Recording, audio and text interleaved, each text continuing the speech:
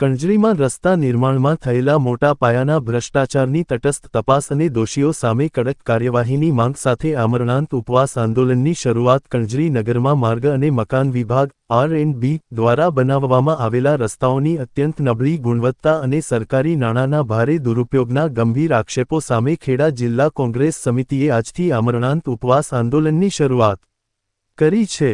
ખેડા જિલ્લા કોંગ્રેસ સમિતિના પ્રમુખ શ્રી મહેન્દ્રસિંહ રાણાએ કણજરીના મુખ્ય ચોક ખાતે આમરણાંત ઉપવાસ પર બેસીને આ આંદોલનની શરૂઆત કરી છે।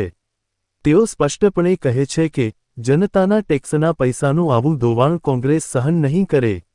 મુખ્ય માંગણીઓ: કણજરી નગરમાં રસ્તા નિર્માણમાં થયેલી તમામ ગેરરીતિઓ અને ભ્રષ્ટાચારની તટસ્થ અને ઉચ્ચ સ્તરીય તપાસ કરવામાં આવે।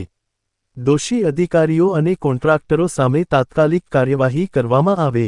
નબળા બનેલા રસ્તાઓને તોડીને નવા પાકા રસ્તાઓ બનાવવામાં આવે અને તેમાં થયેલો આર્થિક ભ્રષ્ટાચાર વસૂલ કરવામાં આવે। ખેડા જિલ્લા કોંગ્રેસ સમિતિ સ્પષ્ટ કરે છે કે આ આંદોલન જનહિતના રક્ષણ માટે છે અને જ્યાં સુધી સરકાર તપાસ અને કાર્યવાહી નહીં કરે ત્યાં સુધી આંદોલન ચાલુ રહેશે। ગુજરાતમાં છેલ્લા 30 વર્ષથી ભાજપનું શાસન છે અને આ ભાજપના શાસનમાં છેલ્લા અઠવાડિયાથી ભાજપના શાસનકર્તાઓ ગુડ ગવર્નન્સ એટલે કે સુશાસનની વાતો લઈને ગામડે ગામડે નીકળ્યા છે। પરિસ્થિતિ એવી છે કે આ શાસન સુશાસન કહેવાય કે કુશાસન છે કહેવાય એ જ સમજાતું નથી।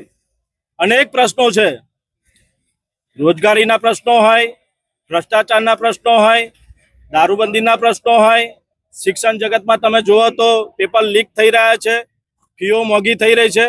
આ અનેક પ્રશ્નો છે તેમાં ગુજરાતમાં અને ખેડા જિલ્લામાં આમાં પ્રવાસ દરમિયાન અનેક જગ્યાએ જવાનું થાય છે।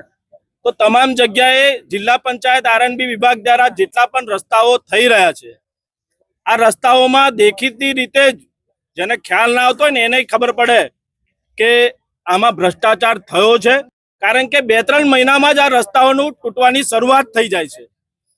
એમાં RCC રોડ બને છે એમાં એસ્ટિમેટમાં જ છે કે એની આજુબાજુ પુરાણ કરવું એટલે સાઇલ શોલ્ડરિંગ કરવાની એસ્ટિમેટની આઇટમ છે। હું જોઉં છું જ્યાં જ્યાં પ્રવાસ કરું છું ત્યાં R&B વિભાગના જે રસ્તાઓ છે એમાં RCC રોડ પર ક્યાંય સાઇલ શોલ્ડરિંગ કરવામાં આવતું નથી।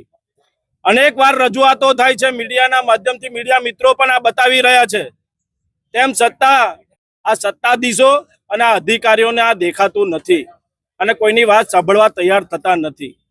એટલા માટે જ હું ખેડા જિલ્લા કોંગ્રેસનો પ્રમુખ છું અને મારા વતનમાં હમણાં 12 રસ્તાઓ જે જિલ્લા પંચાયત R&B વિભાગ દ્વારા બન્યા એ તમામ રસ્તાઓમાં ભ્રષ્ટાચાર થયો। આ રસ્તાઓ તૂટવાની શરૂઆત થઈ ગઈ અને RCC જે રોડ બન્યા છે તેની આજુબાજુ મેં કીધું એમ સાઇલ શોલ્ડરિંગ કર્યું નથી। એટલા માટે કાર્યપાલક ઇજનેરને રૂબરૂ બોલાવી લાવ્યો 2 મહિના પહેલા। એમને આ તમામ રસ્તાઓ પર વિઝિટ કરી, તેમને જોયું અને એમને સ્વીકાર્યું કે આ કામ બાકી છે ને થયું નથી ને ભ્રષ્ટાચાર થયો છે। હું સમૂહ કરાવી દઈશ એવું આશ્વાસન આપ્યું, પણ તેમ છતાં થયું નહીં। ત્યારબાદ મેં ઉપરાછાપરી 3 અરજીઓ કરી કે ભાઈ આ રસ્તાઓમાં ભ્રષ્ટાચાર થયો છે, 2-2 મહિનામાં જ આ રસ્તા તૂટી જવા પામ્યા છે, તમે આ રસ્તાઓનું સમારકામ કરાવો અને આ એજન્સીઓ સામે કાયદેસરના પગલાં તપાસ રોકીને કાયદેસરના પગલાં લો। તેમ છતાં આ કામ કરવામાં આવ્યું નથી। એટલા માટે જ આજરોજ આ કણજરી મુકામે આજરોજ ખેડા જિલ્લા કોંગ્રેસ સમિતિ દ્વારા જિલ્લા પ્રમુખના નાતે અહીંયા ઉપવાસ આંદોલન પર આજે બેઠો છું। અત્યારે વર્તમાન સમયમાં આ શાસકો એટલા બેફામ થઈ ગયા છે કે કોઈનું સાંભળવા તૈયાર નથી, રજૂઆતો ગમે તેની હોય એને ધ્યાન પર લેવા તૈયાર નથી।